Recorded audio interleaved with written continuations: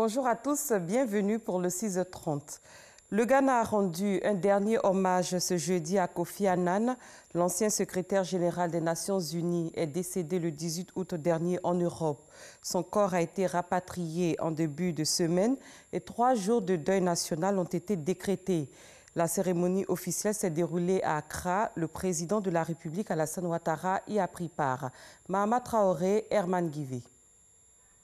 C'est le centre de conférence d'Accra qui a accueilli cette ultime cérémonie d'hommage à Kofi Annan, ancien secrétaire général des Nations Unies. Aux côtés du président ghanéen Nana Akufo-Addo, plusieurs de ses homologues africains, au rang desquels le président de la République, Alassane Ouattara. Étaient également présentes plusieurs personnalités venues du monde entier, dont l'actuel patron des Nations Unies, Antonio Guterres. En la mémoire de l'illustre disparu, une messe a été dite, suivi d'une série de témoignages, celui de sa fille Anna, de son épouse Nan, du président ghanéen, puis d'Antonio Guterres. Tous ont reconnu et loué l'homme de paix et de consensus qu'était Kofi Annan, des qualités qui en 2001 ont valu à ce diplomate chevronné le prix Nobel de la paix, alors même qu'il occupait les fonctions de secrétaire général des Nations Unies. Au plus fort des crises militaro-politiques en Côte d'Ivoire, Kofi Annan a mené plusieurs actions en vue du retour de la paix et de la stabilité.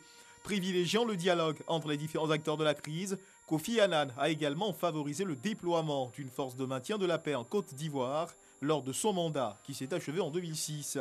Toutes les personnalités se sont donc inclinées devant la mémoire de cet artisan de la paix, un dernier hommage avant l'inhumation qui s'est tenue dans l'intimité familiale au cimetière militaire d'Accra. Retour en Côte d'Ivoire. Hier s'est ouvert à Abidjan la réunion préparatoire du groupe des Amis du Golfe de Guinée. Ce groupe composé de 7 pays s'est donné pour objectif de lutter contre la piraterie et autres crimes maritimes dans le Golfe de Guinée. Herman Guivé. Une cinquantaine d'experts africains du secteur maritime réunis à Abidjan pour cette réunion préparatoire du groupe des Amis du Golfe de Guinée. Au centre de leurs échanges, la sécurité dans cette partie du continent. Il s'agit pour ce groupe d'accompagner les États du Golfe de Guinée dans la lutte contre la piraterie et autres crimes maritimes. Une mission qui découle d'un constat. En dépit des efforts déployés par les États du Golfe de Guinée, les statistiques relatives à la criminalité maritime sont très élevées. Toute initiative, réflexion ou proposition pouvant permettre de casser ce pic d'insécurité dans le Golfe de Guinée sont les bienvenues. Cette rencontre préparatoire d'Abidjan permettra, dans un premier temps, d'examiner dans une approche participative les questions liées aux défis sécuritaires dans les différentes zones maritimes. Puis, dans un second temps, de proposer des thématiques d'intérêt régionaux qui feront l'objet de discussions avec les partenaires du G7++ lors de la rencontre de décembre. Les travaux devront, à ce titre, refléter la volonté des États participants de voir la situation sécuritaire maritime du Golfe de Guinée s'améliorer significativement et des propositions concrètes devront en sortir. Des propositions et réflexions très attendues. Cette lutte ne sera pas facile, mais nous devons y faire face, main dans la main. Nous en avons les possibilités et je suis optimiste sur les résolutions qui émaneront de vos travaux.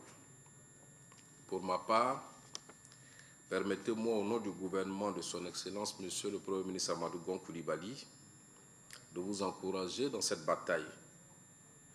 On ne le dira jamais assez, si nos économies reposent actuellement sur la production de matières premières, notamment agricoles, l'émergence et le développement de nos pays passeront nécessairement par la croissance d'une économie maritime durable. Une réunion préparatoire qui marque le début officiel des activités du groupe G7++, dont la session 2018 est placée sous la coprésidence de la Côte d'Ivoire et du Canada. On est en concertation justement avec les partenaires du G7 et je pense qu'on va pouvoir élaborer plus à la rencontre à Abidjan en décembre. Coordination interrégionale, renforcement des capacités nationales de lutte contre la piraterie et renforcement de la coopération policière et judiciaire, 3 grands défis à relever. Un séminaire régional sur les programmes d'information de la CEDEAO s'est ouvert hier à Grand-Bassam.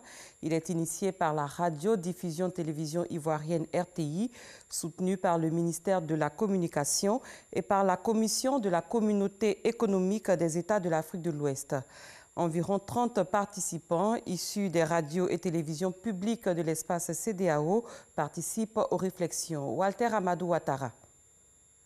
Un partenariat actif pour un meilleur traitement de l'information régionale. C'est le thème principal de cette rencontre de niveau sous-régional. Il s'agit pour ces dirigeants et acteurs des radios et télévisions publiques de l'espace CEDEAO de partager leurs expériences afin de s'offrir mutuellement des programmes d'information répondant aux attentes des populations. Une initiative de la radiodiffusion télévision ivoirienne RTI qui s'inscrit également dans la préparation de la concurrence et de l'influence des chaînes internationales.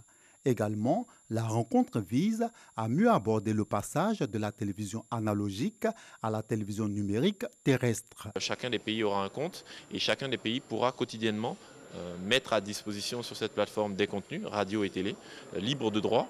Et les autres pays pourront les télécharger et selon leur ligne éditoriale les utiliser de manière quotidienne ou hebdomadaire. La commission de la CEDEAO, Communauté des États de l'Afrique de l'Ouest et le ministère de la Communication et des Médias apportent leur soutien à cette idée en laquelle ils placent beaucoup d'espoir. Tous les secteurs d'activité ont des réalisations qui méritent d'être portées à la connaissance de l'ensemble de la population régionale. Parce que la CEDEAO, ce n'est pas seulement travailler sur la stabilité et la démocratie. Le train de la révolution numérique continuera son essor. Il nous faut dès lors rester en éveil face aux enjeux et défis que représentent les réseaux sociaux, omniprésents et parfois bruyamment malveillants.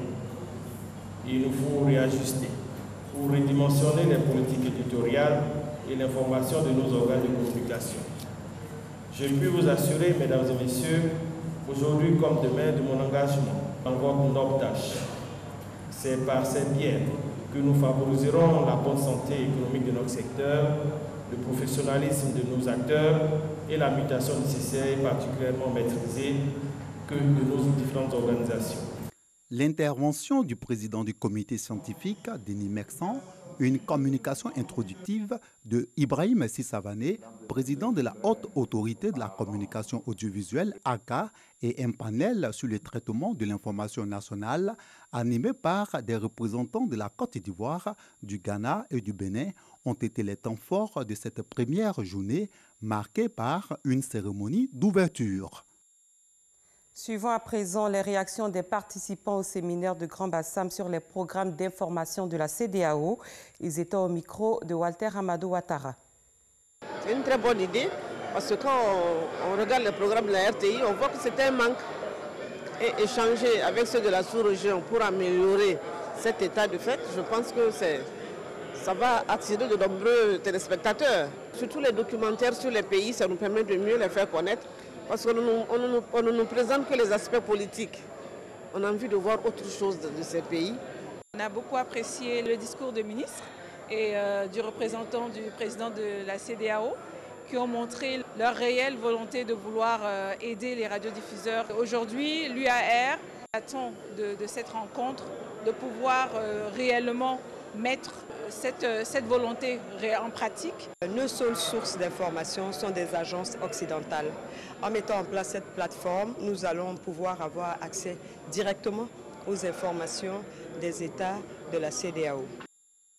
Nous restons dans l'espace CEDEAO depuis le 11 juillet 2016. Après avoir souscrit à une assurance pour leur véhicule, les automobilistes paient en plus de la valeur de la police une carte additionnelle appelée carte brune CEDEAO. Elle est obligatoire et systématique et coûte 1000 francs CFA. Pour une meilleure application de cette carte sur le terrain, les forces de sécurité chargées des constats et autres procès-verbaux ont été formées ce jeudi à Abidjan. Lansine Bakayuku.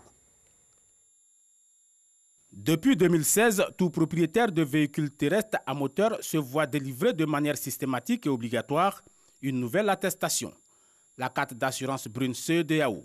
C'est un document complémentaire conçu pour fournir des garanties financières au mouvement des automobilistes à travers toute la sous-région. Son coût, 1000 francs CFA. Une couverture mixte nationale et internationale, c'est-à-dire que les véhicules de Côte d'Ivoire qui se trouvent au Togo et qui fait un sinistre ou bien un véhicule de l'étranger qui vient en Côte d'Ivoire, qui est accidenté et qui s'en occupe. Cette carte brune assure en effet aux victimes d'accidents de la circulation routière une indemnisation prompte et équitable des dommages qui leur sont causés par les automobilistes non résidents en provenance d'autres États membres de la CEDEAO.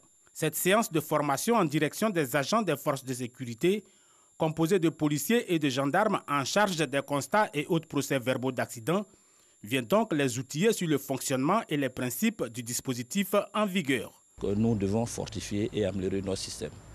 Mais c'est à partir des constats. Lorsqu'il y a un sinistre qui se présente, c'est les policiers, c'est la gendarmerie ce sont ces structures qui sont appelées. Donc il faut pouvoir les former pour qu'ils puissent bien comprendre le système et vraiment pour que le système soit udé. Le système d'assurance carte brune CEDEAO a pour autre objectif de permettre une libre circulation des usagers de la route en vue d'une meilleure intégration régionale. Pour l'année 2017, l'assurance carte brune de la CEDEAO a déboursé 500 millions de francs CFA au titre du règlement des dossiers sinistres, selon le Conseil des bureaux du système d'assurance carte brune CEDEAO. Le réseau de la Chambre des experts européens, département Afrique de l'Ouest, a offert du matériel médical à la police nationale et les départements de la Côte d'Ivoire. Objectif de ce don, accompagner l'État dans sa politique d'amélioration des soins de santé en faveur des populations. Walter Amadou Ouattara. Des lits d'hospitalisation, des matelas, des tables d'accouchement et des chaises roulantes, c'est le don offert à la BAE, Brigade anti-émeute de Yopougon, au département de Bouna et d'Iré. Ce geste est du réseau de la Chambre des experts européens, département Afrique de l'Ouest. Pour le représentant résident de cette structure, il s'agit d'accompagner l'État de Côte d'Ivoire dans ses actions de développement. Le CEDEAO est une organisation internationale qui œuvre dans le domaine aide au développement. Et c'est dans cette optique que nous consacrons toute notre activité à construire des écoles, des centres de santé, addiction à l'eau potable, l'électrification villageoise, aide aux femmes démunies, aux enfants démunis. Les bénéficiaires ont promis faire bon usage de ce matériel médical. Nous sommes dans une zone qui est en construction et où nous avons beaucoup à faire. C'est en cela que le geste du réseau vient soulager un temps soit peu les nombreuses attentes de nos populations. Ce matériel va nous permettre d'augmenter notre capacité d'accueil et de soulager un peu plus nos policiers qui vont venir nous voir. Et même nous recevons aussi la population civile.